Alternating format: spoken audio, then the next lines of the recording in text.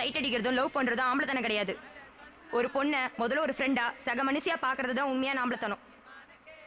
என்ன முத்து கயல் வரல? எல்லாம் அந்த ரமேஷ் பை பண்ண வேலை தான்.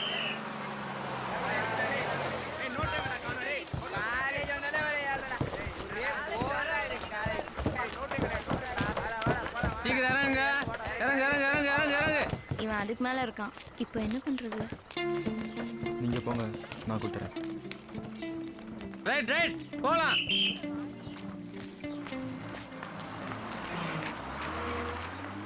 ரமேஷ் ஐயா நான் கட்ட ஏதான் தம் அடிப்போம், கிளாஸ் கட்ட அடிப்போம், சைட் அடிப்போம். என்ன சார் ஐயா போங்க.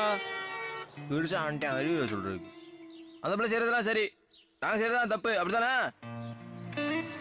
செய்யறேன் செஞ்சுட்டு கோச்சிட்டு போவாங்களா, இவங்க போய் தாங்க வாங்கலாம். போங்கடா. அப்படி என்ன சொல்லிச்சு அந்த பிள்ளை? நான் மனசு தொட்டு பேசுகிறேன் ரமேஷ். அந்த பிள்ளை சொன்னது 100க்கு 100 நியாயம். நான் வெக்கத்தை விட்டு ஒரு விஷயத்தை ஒத்துக்கிறேன். அந்த பெங்களூர் பிள்ளைய முதல்ல நானும் சைட் அடித்தேன். ஆமாடா ரமேஷ், அதை உங்ககிட்ட சொல்லாமல் மறைச்சிட்டேன். மன்னிச்சிட்றா. கைல்வியில் அப்படி ஒரு வார்த்தை கேட்டது இருந்து ச்சே நம்மளும் இப்படி நடந்துக்கிட்டோமேனு அவமானமாக இருந்துச்சு. அப்போவே நான் மாற்றிக்கிட்டேன். டேய் அந்த பிளேஸை திட்டி அதை வாயடிச்சிடலாம், ஆனால் அதோட கவனத்தை கொஞ்சம் நினச்சி பாடுறா. யாருக்காச்சும் ஏதாவது ஒன்றா உதவி செய்கிறதுக்கு முதலாக நிற்கிறது அந்த பிள்ளை தான்டா.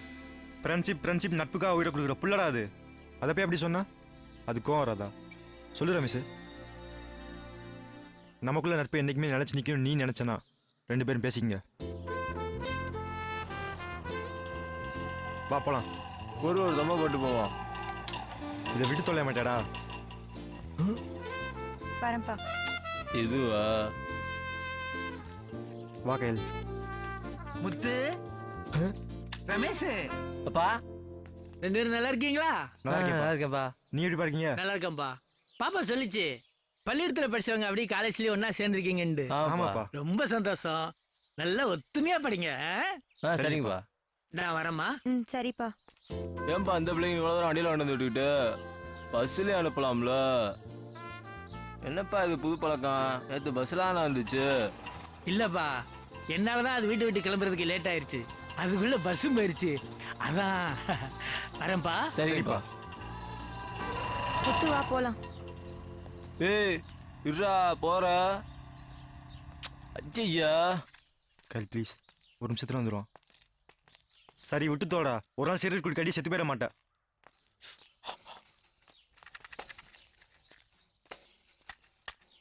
நீ சொல்லி வேஸ்ட்.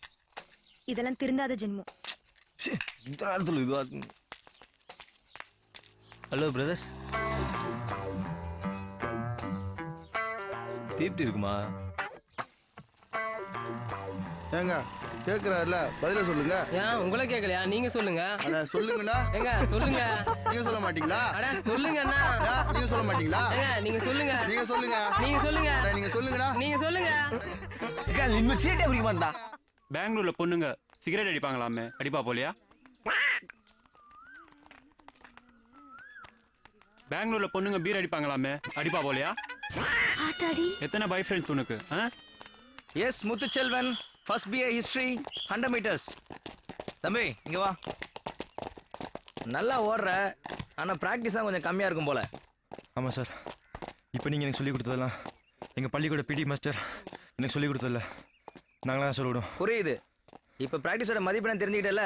ஆமாம் சார். அப்போ ஒழுங்காக கிரவுண்டுக்கு வந்துடணும். காலேஜ் இருக்கோ இல்லையோ, லீவ் நாளில் கூட இங்கே ப்ராக்டிஸ் நடக்கும். நான் எப்போ கிரவுண்டில் தான் இருப்பேன். புரியுதா? சரி சார். இப்போ கிளாஸுக்கு போ. அண்ணா சார். பெங்களூர்லாம் பாய் ஃப்ரெண்டோட சுற்றுவாங்களாமே, சுற்றுவா போலியா?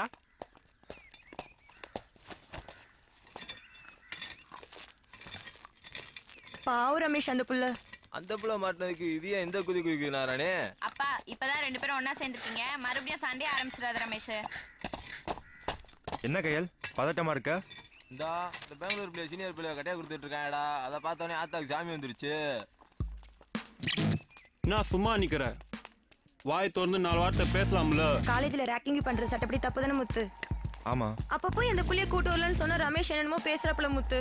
ஏய் இந்தாரு, இதெல்லாம் பள்ளியிடம் நிச்சா காலேஜ் சீனியர்கிட்ட மறைச்சான்னு வச்சுக்கா, அவ்வளோதான் ஆப்பு வச்சுருவான் தெரியும்ல. இப்படிதான் பேசுறப்பல. பாவம் முத்து அந்த புள்ள. ஏய் அதெல்லாம் நம்ம பிள்ளையா? கொஞ்ச நாள் டெல்லியில போய் செட்டில் ஆக போறப்பல விடுவியா?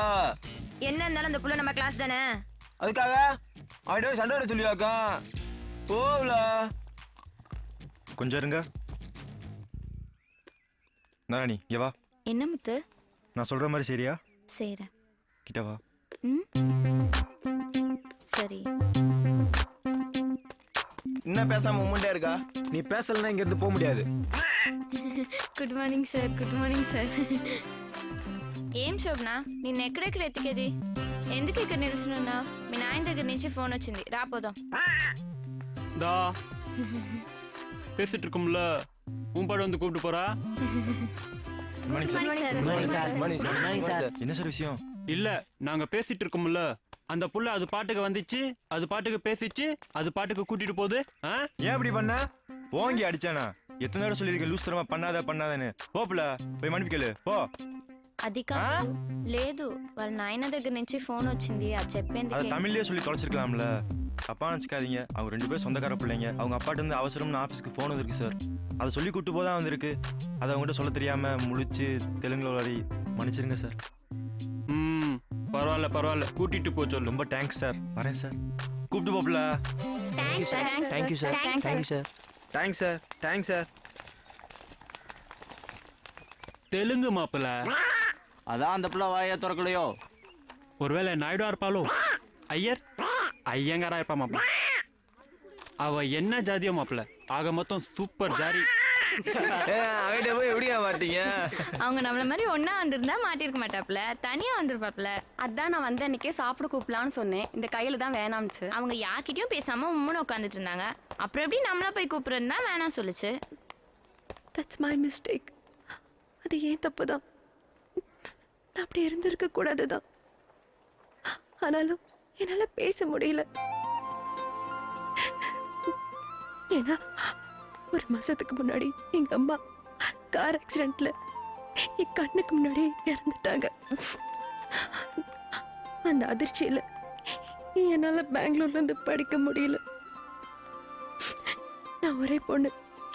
என்னை பார்த்து கால் அதனால எங்க அப்பா இந்த ஊர்ல இருக்கு எங்க தாத்தா பாட்டி வீட்டுல என்ன தங்கி படிக்கலான்னு இந்த காலேஜ்ல டெம்பரரியா சேர்த்து விட்டார். என்னால இன்னும் எங்க அம்மாவை மறக்க முடியல. அதான் யார் கூடயும் பேசல. மன்னிச்சுக்க சோபனா, நான் தான் உன்னை தப்பா நினைச்சிட்டேன்.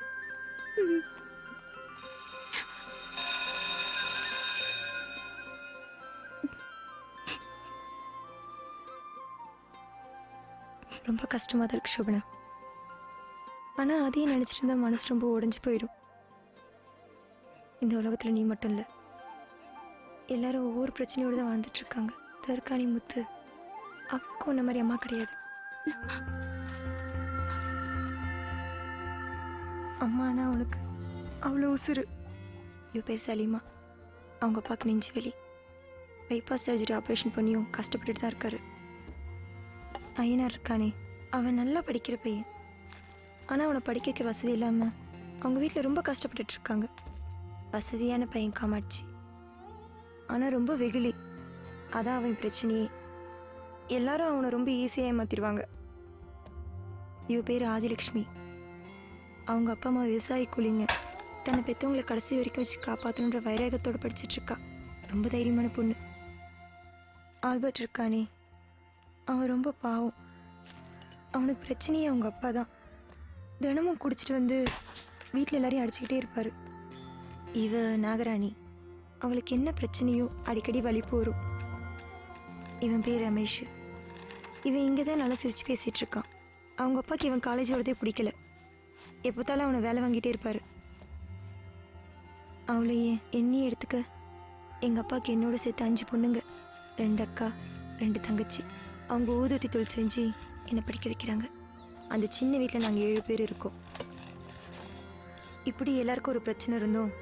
ஃப்ரெண்ட்ஸ் நாங்கள்லாம் ஒன்றா சேர்ந்துட்டோன்னா எல்லா பிரச்சனையும் மறந்துட்டு எப்பவும் சந்தோஷமாக இருப்போம். அதுதான் எங்கள் ஃப்ரெண்ட்ஷிப்.